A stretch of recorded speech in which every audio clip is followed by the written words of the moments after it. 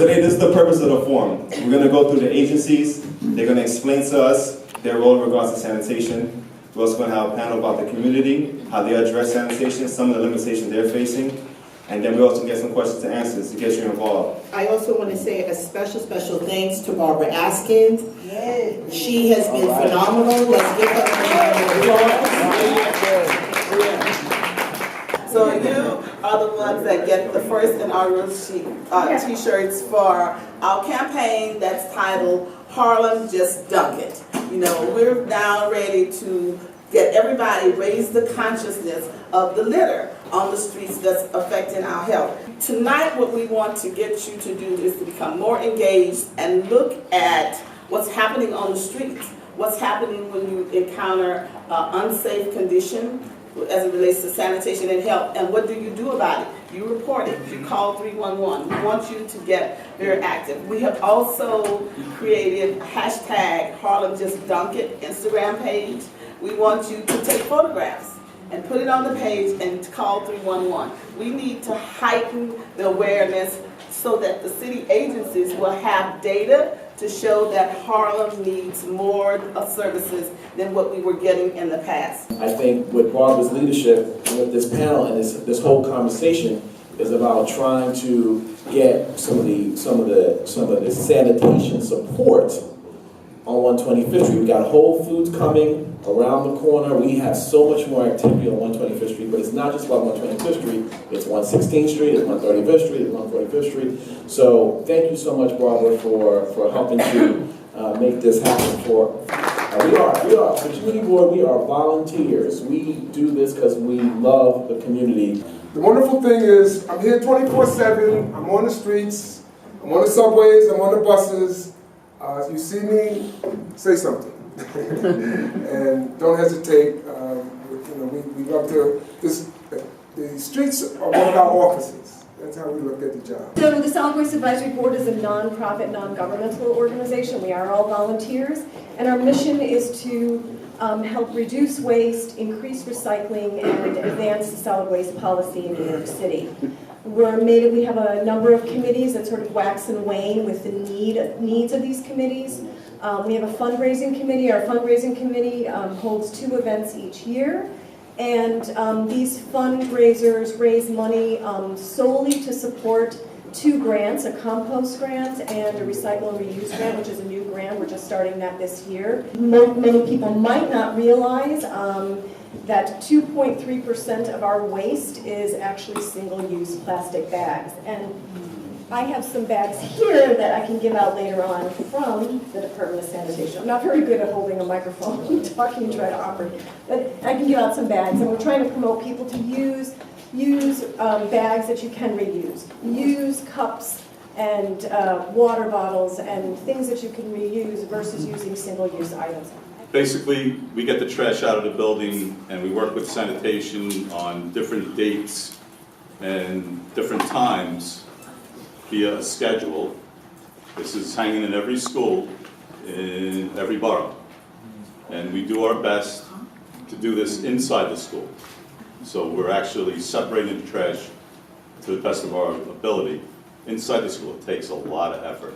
And I'm just finding that out now as a deputy director as of July 1st this year. But I want to first say thank you and God bless you. And hi, Brian. How are you? This is non-political. This is about health. And health is about, but health is carried in New York City through politics. Because without the funding, and they cut out funding from the federal level, and they cut out funding from the state level. Taj, how are you? The city level is really the only level that really has a real budget in which to provide funding sources for our communities to be put in the community, into community-based organizations, or like BID, or like I think I was the first council person to put money in each one of my community boards. the 125th Street bid, I provided funding to them, but I also was able to give them some additional funding. See, because the city council, they also have little pots all over the place. You gotta find out where those little pots are. I call them little pots because they're hidden. So you gotta hunt for them, because nobody tells it to you. They have what's called initiatives, so you'll know what we're talking about. And there was a sanitation initiative, which is what was very critical. Sanitation is critical for health. When we're talking about health, sanitation plays a critical part. Give it up for sanitation, by the way. Without them in play and ready to stand up in each of our communities, that's a health issue. And I was able to provide some additional funding to the 125th Street bid for them to be able to provide additional resources on our main commercial strip, which is 125th Street. So I want to thank you, Barbara, for taking that lead. Now, you're doing a whole lot of other things, and I thank you for that. You're doing a lot of other things. But I just wanted to say to you, thank you for taking the lead, because there was a time we had a terrible health issue running on 125th Street. And now, with you at the helm, we've been trying to address it with the additional funding, and I'm sure that our council member will continue to fund programs such as that for sanitation, for health issues, for the different programs that we have in this community. The Greater Harlem Chamber of Commerce has stood up and partnered with some of the organizations in the community in order to ensure that there was a growing and an increased awareness of health. By the way, y'all, I want y'all to be aware of Silicon Harlem, down on 116th Street. Now, I don't know if they're here tonight, but if they're not here, I want you to be aware of them, because that's the health in the mind and the future of our kids. Because our kids need to have the high technology so that they're prepared to go into the workforce as we move forward in this 21st century. But the one thing that we had that we were all fighting for was Harlem. This community was the one source that we all knew we had to stand together. And let me tell you something. It's important that we do continue to stand together, because this community is a community in transition. And that's all right. That's all right. It just means that we must be a community that stands together in transition. It means it's a community that must fight to get the services that we need and that we demand. It's a community that is entitled because we stood together with all the other minority communities to fight for this great city and this great state. I must say, I was just looking at the numbers with my briefing papers here, and in fiscal year 14 and 15, your average scorecard for Manhattan Community Board 10 was 86.1 in fiscal year 14, and then 86.6 in fiscal year 15, which is below standards, you know, from the Department of Sanitation. 90 and above is acceptable to us. And, you know, in fiscal year 16, I don't have 17 numbers yet, but fiscal year 16, you were up to 91.3. So Harlem has been cleaner, you know, this past fiscal year than it has been in many years. And, you know, I really do believe that that has to do with the 125th Street bid and having the additional cleaning resources and the resources that then Council Member Dickens had given to the Department of Sanitation for additional basket pickup and MLP service, which is motorized litter patrol, that helps be able to mediate all of that extra litter that's going on. You have one of the largest numbers of mechanical brooms in the city here in District 10. You have 104 just assigned to go to Manhattan 10 Garage. And they're cleaning over 76.9 miles of curb, and that's happening twice a week on your streets. So I know a lot of people don't like moving your cars, but it helps get that scorecard up every single year by making sure that we're collecting that extra debris in the streets. Just to talk a little bit about DEP, our mission at DEP is to protect the health of the public by providing clean and safe drinking water to all New York City residents. We make sure that we are providing you with that on a daily basis, almost 1 billion gallons of water per day. Our men and women at DEP work tirelessly to provide that for you. We do extensive surveys and tests throughout the city to make sure that it is safe. I actually put some of these reports outside. You're welcome to take one. These are our New York City DEP water quality and supply reports. It basically states that we have met all federal and state standards. But to the point of why we're here today, it's good to see a great turnout. It's fantastic. You're all encouraging and promoting the health and cleanliness of Harlem. From our point of view, we are here to assist.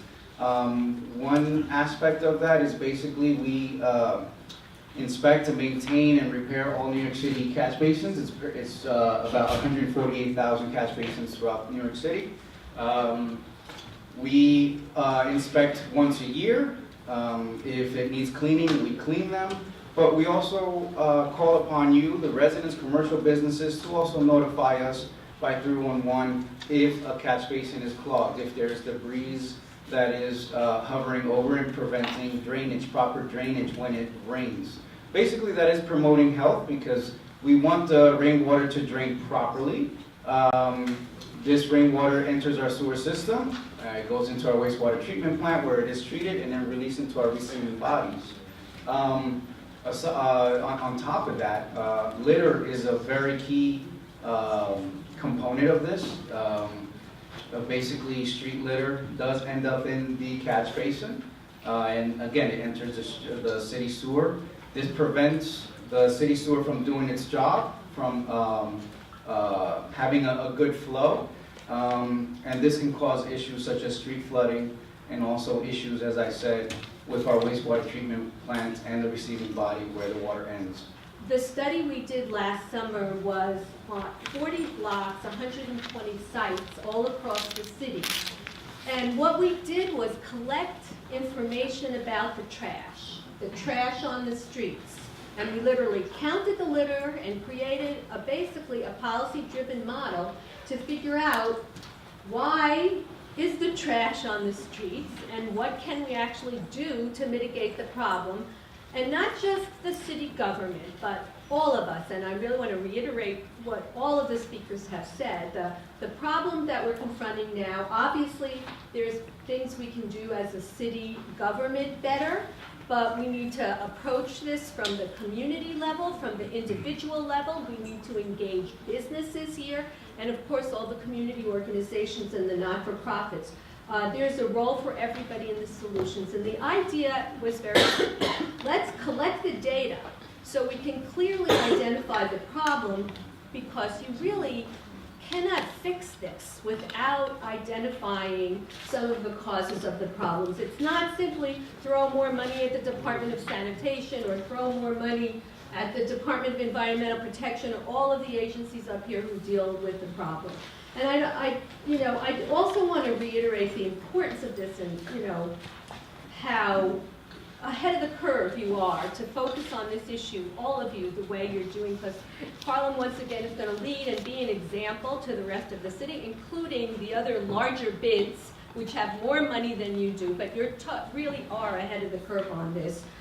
Because the trash problem, as Umberto was saying from DEP, is more than just the trash on the streets. As all of you know, it is a health problem. Whether it relates to the rodent issue or it relates to the noxious fumes that come from trash. Trash is not just a quality of life problem, it's a health problem. And of course, it's an economic development problem, particularly around when you have tourism as one of your drivers for jobs in the neighborhood. You need to deal with the trash issue. And of course, the problem of clean water is tremendously affected by trash. And this I really did learn recently from DEP. 90% of the litter in the water around New York comes from the street. And that really is appalling because we've done a lot of work to clean our waterways, but we still have this problem. And the plastic bag issue that you brought up, it drives me mad, so I won't even touch it. The fact that some idiots in the state legislature couldn't figure out how to let New York City do its thing when the whole world has figured out we need to have reusable bags. This is not complicated. And to insult communities and say, we can't figure out how to bring our own trash bags, our own bags to carry the food. I mean, people are doing it in Bangladesh, for God's sake. We can do it here. It is appalling. It is infuriating. It's part of the solution to the problem, and we better get another crack at that. But from the water point of view, what I learned was that the plastic, of course, doesn't biodegrade. And then fish, we now have fish again in the Hudson. Maybe some of you fish up here on the pier. It's amazing. The fish eat these little pellets of plastic and die.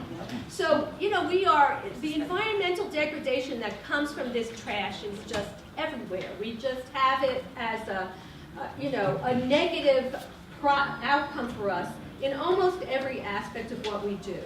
And so I won't go into all of the findings and everything we did. I'll jump quickly to some of the policy proposals that we put on the table. And I want to tell you, the 125th Street corridor, because of the bid, is really ahead of the curve. Because we had some preliminary work done by Genesis and Lofton and their team looking at it, and the trash is bagged primarily on 125th Street. It's not a lot of loose trash all over the place where you find in other communities. So part of the problem is really targeted solutions. And we have to think about things in this kind of targeted way. And what we, I wasn't going to say anything, but since you're here from the Department of Sanitation, we really did find some interesting data. I can't help it. I'm a nerd at heart. And we found obviously that there's, across the city, we found greater quantities of trash in industrial neighborhoods, but we also found that the greatest proportion of all trash is food-related business trash. Okay, we have some ideas percolating already. Once I tell you the data, you get to percolate the ideas and connect it to that data. On average, 82% of trash across all our sites was paper and plastic. And we found some really interesting things on what we're calling monetizable trash. Guess what? There's no deposit bottles on the streets anymore. Somebody picks up those bottles and brings them back. Lots of our trash is monetizable if we create programs where there can be incentives for people to actually pick up this trash. It's done in other countries where they get paid to pick up the trash that can be recycled, that actually has value, whether it's paper, plastic, or, by the way, cigarette butts, which is amazing. That is recyclable. And the other thing is we've got to be, I think, a little bit more accurate on how we measure and what we do. One of the things we did for our DEP project is create an app, which DEP, I know, wants to roll out for what they're calling citizen scientists, so that we can continue collecting information, because it's not enough. We want to report to 311. That was so good, Barbara. We have the 311 data, but the 311, it's not enough. Low-income communities report less to 311. So if the city's making decisions about service delivery just based on the 311 complaint calls, our communities are getting shortchanged here, because we did a dump of all the calls. There's not enough calls coming out of this community to get targeted responses. So we can't just rely on the 311 calls, but we have to improve the 311 calls. A little sad news for the sanitation department here, you'll have to forgive me, but we did a little statistical analysis about our measure of trash, which was how dirty your streets are. We literally counted pieces of trash. And we did a little correlation between our measure of trash and the sanitation department sidewalk scores and street scores. And sadly, there's no relation at all, no statistical significant relationship between our count of trash on the street and the scores. Almost every neighborhood has a 0.8 score. So if 0.8 is your low score, what does that mean? So we had a lot of subjective viewing of how dirty is the street, and then we had this objective, literally counting of the trash. So what can you do? And here's just a couple of things I want to throw out for everybody in terms of policy proposals, because we can do a variety of different things that, as I said, either require government to improve its existing programs, because they can do better, and I know the government wants to do better or they wouldn't be here. We can also try and change incentives for individuals and businesses who litter, right? And it doesn't all have to be negative. So this monetizable idea is positive. So it's not all about fines. You can't fine enough people enough to make the fines the only source. But you can do better on fines too when you find trash continuously in front of a business where there shouldn't be trash. And the third way involves targeting public education, just like the bid is doing. This is critical. And what's so wonderful about Barbara's approach is this is what we really found is it's got to be customized. And I know DEP is really interested now in customizing their education. It's got to come from the community. If you put up a citywide campaign, it doesn't resonate with people unless they were part of it to begin with. So, you know, even, I talked about this at DEP, they have the birdie. You know, why not take that and bring it into the public schools and let the kids in the neighborhoods pick their own birdie? Maybe they want a toucan instead of parakeet. Maybe they have a reason and customize the messaging to the community. And then finally, we can target government resources more effectively into the high trash areas. So we know from the bid is doing everything it can to pick up the trash, but there has to be a better way, and government has to be cooperating with the bid to get the trash bags off the street in a timely fashion. Because the longer you leave them there, the more likely they are going to open up and make a mess out of everything. So I leave everybody with this message of there's lots we can do, including reusable bags. You know, that is like the most obvious thing to me at this point. And I would just finally conclude by saying that this is really the beginning, I think, of a model program. And, you know, if we do it in our community and we do it here, you can be guaranteed that the rest of the city will be replicating it, and then, Barbara, charge them. Oh, we will. Charge them.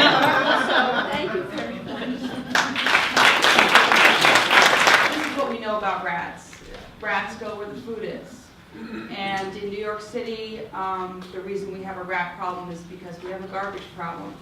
And it is our food waste that drives rat problems in neighborhoods. Rats are local animals, just like we are. They like to live and feed on their block in their neighborhood. So when you see rats on a block, they're there because there's food on that block for them. And as you said, when the food is our litter, that's when we go to the community and we ask for partnership. We need people to get involved. So what I also know from studying rats for so many years is that the presence of an organized community, a neighborhood association, or a bid reduces rat activity because of cleanup efforts. And we've seen a lot of successful rat elimination projects that are happening just at the block level, from people getting together to say, you know, we're going to prioritize cleaning up, and it makes a huge difference. Couple of observations that I make over and over again every time I go into a neighborhood that has a rat problem. Overflowing litter baskets on street corners that are leaking into catch basins. Often will drive rats into the catch basin. We see rats frequently right at that curb point when you have an intersection, right? So you have a litter basket at the intersection. When that overflows and leaks into the catch basin, you end up with a rat problem. We see it over and over again. We make recommendations, try more frequent pickups, try Department of Sanitation's adopt a can strategy where you replace mesh cans with solid steel, try appealing to the businesses around that area to do more cleaning up. But it's the same story I see over and over again, and the more organized we can be in reducing the amount of food that goes to the rats, the fewer rats you're going to see. Same thing goes for parks. When we see overflowing litter baskets in parks, we end up seeing rat colonies develop. And the story repeats itself over and over again in New York. The only way to address it is by organizing around cleaning up. So what we offer, the health department, we have education programs where we can come and work with block associations, neighborhood associations, tree steward groups, business improvement districts. If you want to host a workshop where we can look at specific neighborhoods and really talk about strategies that might help that neighborhood, I'm available to you. I have great case manager staff that work in our Harlem office, and we really want to partner with the community to offer whatever. It could be a rat academy. It could also just be a walkthrough where we take a walk down a block and look at the conditions and then make suggestions about how to fix them. But this was such great information, and so we can take a few questions, and if there are people who really have questions, and you know we're with time, so don't tell a long narration story. Let's get to your questions. Okay. But who was some of the pioneering sanitation folk in the sanitation department? So I'm thinking that we can infuse some cultural, I guess you could say, identification into some of our strategies. Maybe it'll make it more, I guess I can say, help me out, Cordell. I'll make it more, I guess, more appeasing to get involved in trash pickup. That's it. Are there any plans for the segmented steel containers to be expanded so that people are more encouraged to do the segmented recycling collection on the corners?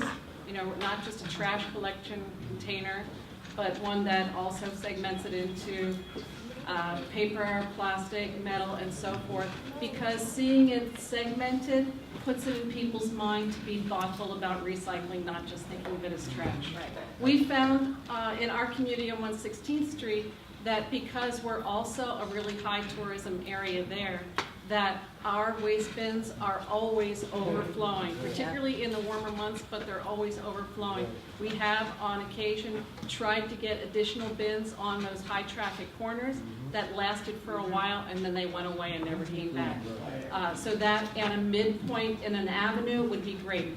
The 3 bins, because I also know that's part of the sponsor basket program, and the way that works is that the business owner that sponsors it actually has to hold the recycling until the recycling truck comes.